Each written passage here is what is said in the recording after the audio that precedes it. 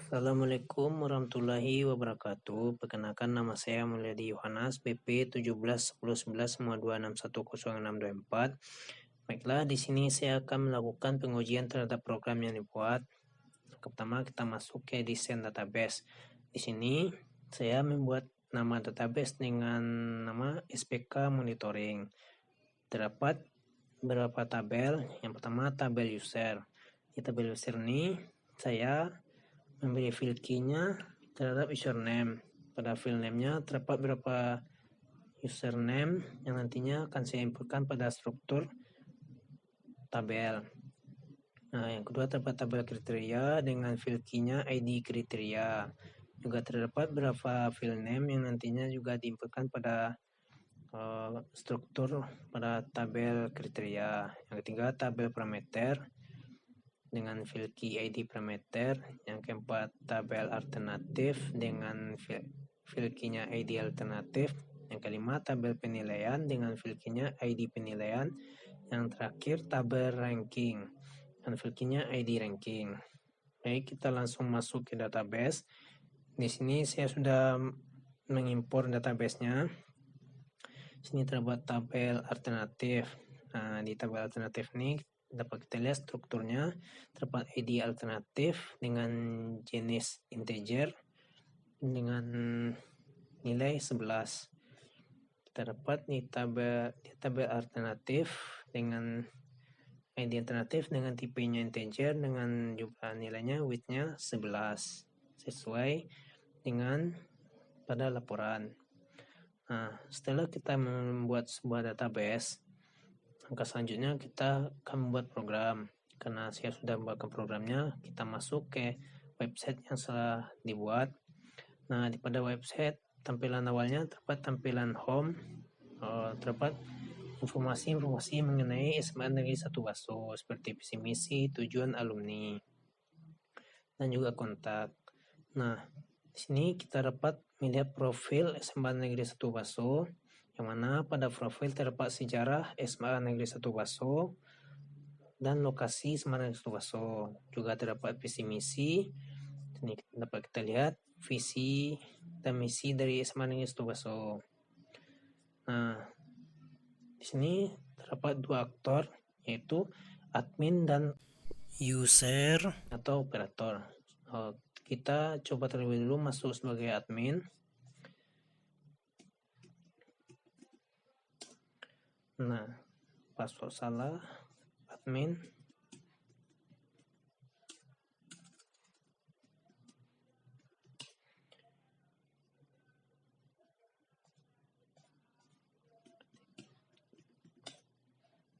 Nah, pada admin, di sini admin, pada tampilan dashboard admin, selamat datang di sistem mendukung maintenance fasilitas. Gunakan sistem ini untuk maintenance fasilitas pada SMA Negeri 1 Baso. Keterangannya, pengaturan user, menu yang digunakan untuk memberi hak akses user.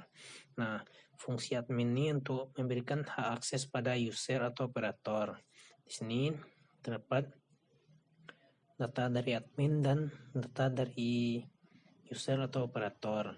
Di sini admin dapat mengelola data dari user atau operator dan juga dapat menambahkan admin baru atau operator baru. Di sini terdapat tambah data untuk menambahkan data admin atau user baru. Di sini dapat kita inputkan dengan username Budi, password Budi, nama pengguna mungkin Budi Utama, dengan email yohanes@gmail.com. Nah, sini kita dapat menentukan status penggunanya sebagai admin atau user. Karena di sini adminnya sudah ada satu, maka saya akan menambahkan sebagai user. Selanjutnya kita akan memilih foto dari adminnya. Nah, kita pakainya foto ini dulu. Kita save. Maka di sini akan bertambah user baru dengan nama Budi. Di sini kita juga dapat melihat data dari user, dapat mengubah data user atau menghapusnya. Kita coba menghapus. Nah, jadi tugas dari admin ini mengelola semua yang mengenai data admin dan data operator atau user. Nah, karena di sini sudah ditambahkan satu user, yaitu Mulyadi Yohanes, maka kita akan masuk sebagai user.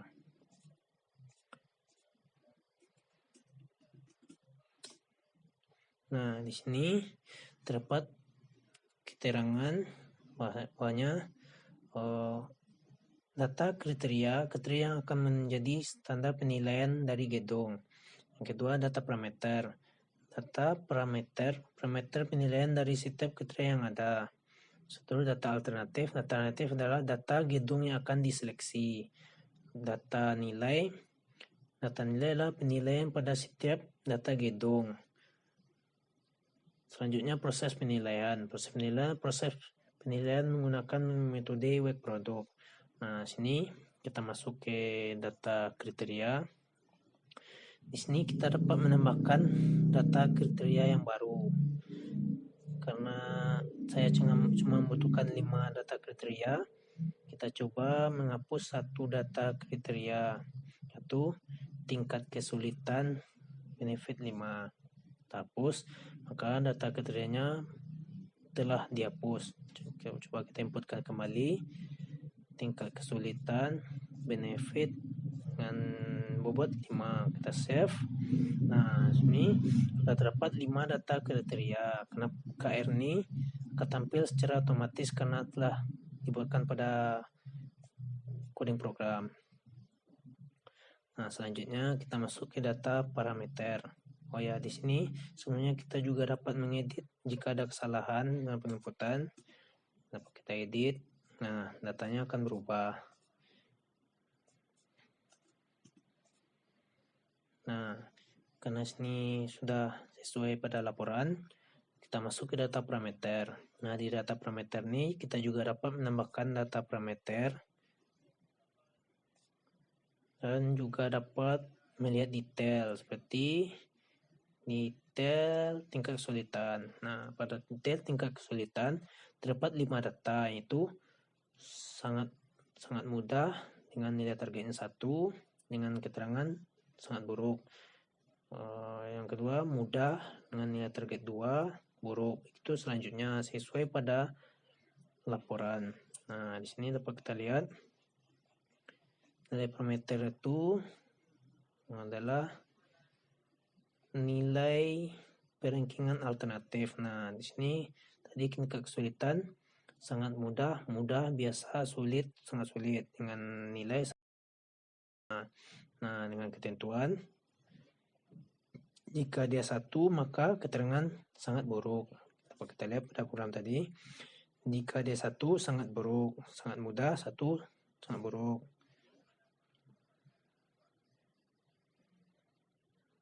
Sangat mudah 1, maka sangat buruk.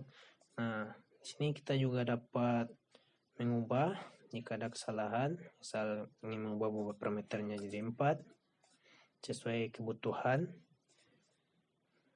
Nah, karena sini ini bobotnya pada laporan 5, maka saya akan kembalikan lagi. Nah, selanjutnya kita masuk. Nah, di sini juga kita dapat menghapus data dari parameter kita. Nah, selanjutnya kita akan masuk ke data alternatif. Nah, di data alternatif ini kita dapat menambahkan data, mengedit dan menghapus. Di sini saya sudah menginputkan 14 data. Selanjutnya kita masuk ke data nilai. Nah, di data nilai ini kita dapat menambahkan data, menghapus semua data. Di sini saya juga telah menginputkan 14 data. Lanjut ke proses penilaian. Nah, di proses penilaian ini dapat perbaikan bobot. Nah, perbaikan bobot ini didapat dengan cara 4 dibagi dengan jumlah semua bobot. Maka 4 dibagi 20 maka terdapat 0,2. Nah, selanjutnya nilai vektor S. Nah, nilai vektor S ini dari alternatif yang telah kita inputkan, nanti kita akan menjadikannya sebagai tabel keputusan seperti ini, tabel metrik keputusan. Nah, setelah itu maka kita akan masuk ke rumus untuk mencari vektor S. Nah, rumus dari vektor S yaitu dari metrik keputusan itu dipangkatkan dengan perbaikan bobot yang tadi. Nah, ini dipangkatkan dengan perbaikan bobot ini secara berurutan. Jika dia cos maka dipangkatkan min, jika benefit dengan positif. Maka didapatlah nilai vektor S-nya 0,921. Nah, selanjutnya kita masuk ke pencarian vektor V. Nah, dari vektor V, cara pencarinya nilai S1 dibagi dengan jumlah semua nilai vektor S, maka didapatlah nilai vektor V.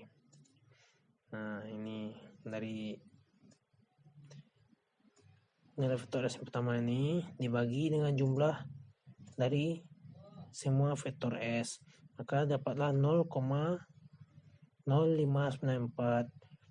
Nah, kenapa hasilnya berbeda dengan program, sedangkan di laporan terdapat 0,0550? Karena kita cuma menginputkan 14 data, maka hasilnya tentunya akan berubah. Maka dari itu kita akan mencobakan untuk menginputkan satu data lagi, G15 dengan nama gedung ruang multimedia. Kita save data nilai, kita inputkan gedung multimedia. Nah, ini kita inputkan sesuai dengan data alternatif. Di sini 3, 5000, 2 biasa sangat mudah. 3 waktunya 5000 1 juta, 2 biasa sangat mudah. Kita save. Nah, kita telah berhasil menginputkan satu data. Selanjutnya kita melakukan proses penilaian. Nah, pada proses penilaian ini akan tambah satu pencarian nilai vektor S-nya. Nah, maka nilai vektor V-nya akan berubah karena datanya telah kita tambahkan satu, maka akan sama dengan laporan yang telah kita buat. Nah, selanjutnya kita akan melakukan perankingan. Nah, perankingan ini akan otomatis berurutan karena telah dibuatkan codingannya pada program. Maka dapatlah nilai tertinggi yaitu nama alternatif ruang kesenian dengan nilai 0,885. Nah, selanjutnya kita masuk ke laporan. Di sini kita dapat memprint atau mencetak laporan data gedung. Ini berisikan nama-nama data dari gedung. Selanjutnya kita juga dapat melihat laporan penilaian gedung. Nah, laporan penilaian gedung ini adalah laporan penilaian maintenance fasilitas. Nah, di sini didapatlah hasilnya mana gedung yang sangat prioritas dan tidak prioritas. Di sini yang sangat prioritas itu adalah ruangan kesenian. Di sini kenapa 0,088 ini sangat prioritas? Karena nilainya yang paling tinggi dan juga pada coding program telah dibuatkan jika dia 0,8 atau lebih maka dia sangat prioritas. Sedangkan jika dia 0,6 sampai 0,7 maka dia prioritas. Dan jika selain dari itu maka dia tidak prioritas. Nah, dari sini didapatlah yang data maintenance yang sangat prioritas itu adalah data ruang kesenian. Kita lihat pada laporan itu yang paling tinggi adalah ruang kesenian. Mungkin sekian yang dapat saya jelaskan. Kalau ada kata yang salah atau janggal, saya mohon maaf. Saya tutup dengan membacakan Assalamualaikum warahmatullahi wabarakatuh.